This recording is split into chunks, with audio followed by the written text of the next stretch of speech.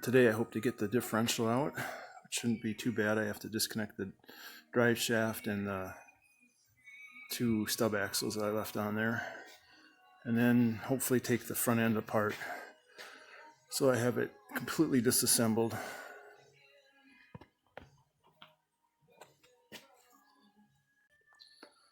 Drive shaft is out with the rear of it to the right.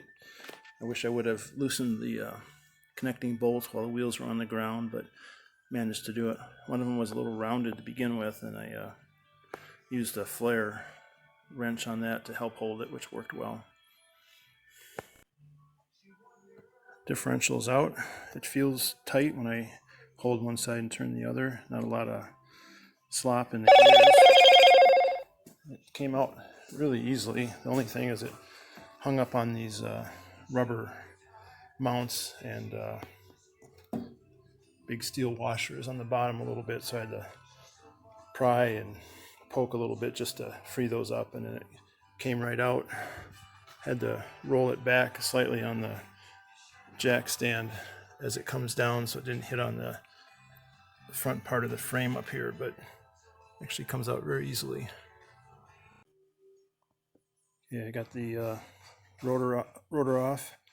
Just took out the cotter pin that was here, chiseled off the grease cap. I couldn't take it off nicely, but I got chisel hooked on it. They were dented up anyway, so need to be replaced.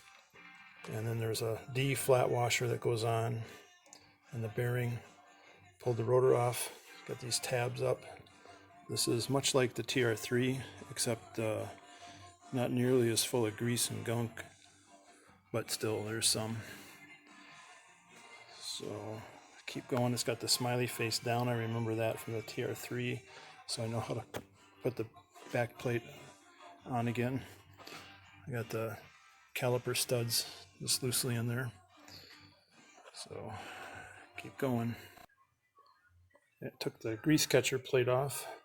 The top two bolts have the distance piece for the steering arm that goes to the tie rod, which is suspended here. I hope I can get that apart when it's not tied onto the vehicle. I probably should have taken that apart first.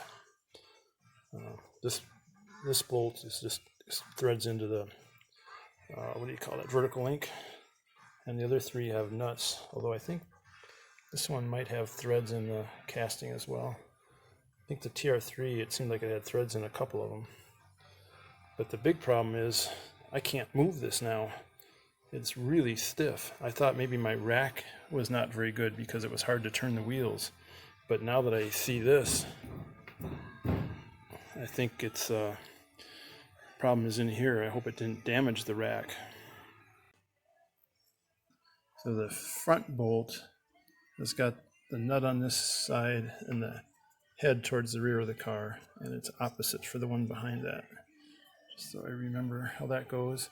It's just a joy to work on. Everything comes apart. The cotter keys weren't even rusted in there like the TR3. I was able to easily pull them out.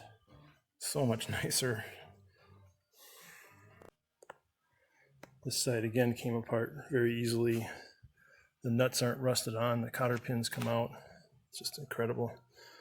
This side I can turn the vertical link, but it's still pretty tight. I don't know if it's supposed to be tight like that since both sides are that way.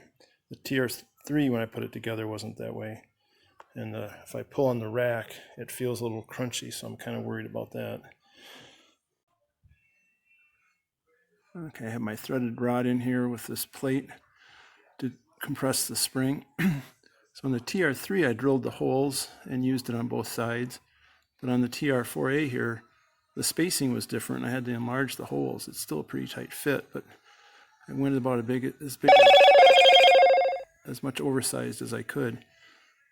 Not sure if they're supposed to be different size or something else is going on. It's a little weird that they were just a little bit different spacing. I didn't get the springs out yesterday. Had to fashion a new rod and took a while. So I took the differential apart this morning just to have even more things torn apart, but fortunately it looks pretty good. There was even oil in it. That's a good sign. So I'm hoping that's in good shape. Now that I have the spring compressed, this turns very freely. So I'm not sure what that means, but it was definitely bound with the tension of the spring on there. One thing that really helps is to lubricate the threads on the nut you want to turn. And the ones on the bottom I have pinched, but I don't even have to hold them down there with the threads nice and lubed with WD-40. And then the other thing to watch is this, as the spring plate comes down, it can catch on this bumper bracket back in there. But other than that, it's coming out very easily. Top wishbones are out. These are not the same. I thought at first they might be the same part, but it's definitely swooped back more here.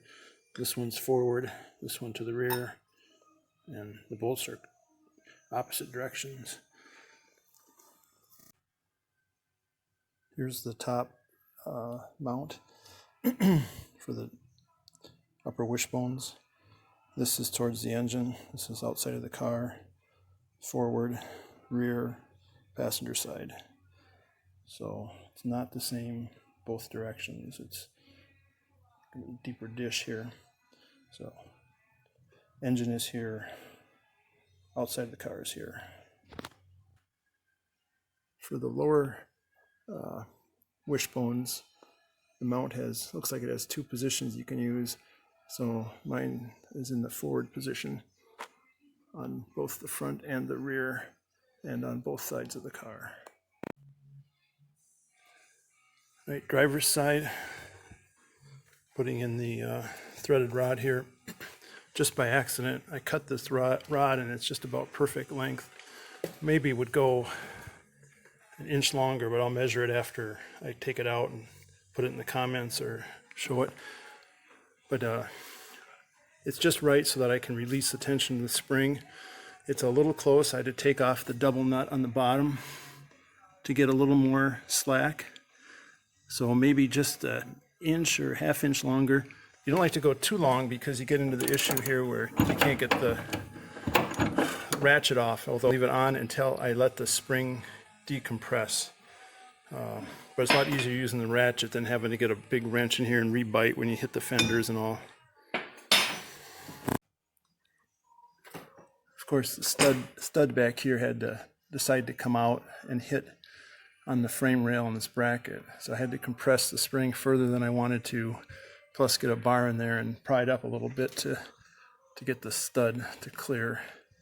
It's much nicer if the nut comes off, but on the other hand, at least the spring plate won't catch. Here's a look when I have the spring loose, so there's no tension left, and the threaded rod is just maybe a quarter inch down into the nut, so it's not too bad. And I have a double nut on the bottom. So that length rod for this car, TR4A, and that spring, I don't know if it's original or not, but it's just perfect. Here's the length of the threaded rod I used. It's about 16 and a quarter, 16 and a half. I think 17 would be maybe a little better length. This is mostly disassembled now. The trunnion on here is really stuck. I can turn it just a little bit. The other side I was able to remove it without any trouble. It spins freely and it seems nice and tight even. So I'm hoping maybe that's okay. Had one bushing that was worn all the way through here and got into the control arm or the wishbone arm just a little bit. I'm hoping it's still okay, but the other ones looked good. Tried adding some grease to the rack and pinion, but when I move it, it still seems a little crunchy. So I don't think that's any good. It doesn't look like you can rebuild it. They don't sell the parts, internal parts, on Moss anyway. And so I think I already mentioned this, but the threads on that are all pitted, and the trunnion was really tight to get off, so I think both of those pieces are bad. I might be able to use it for a little while until I find a used one, but it's not tight anymore.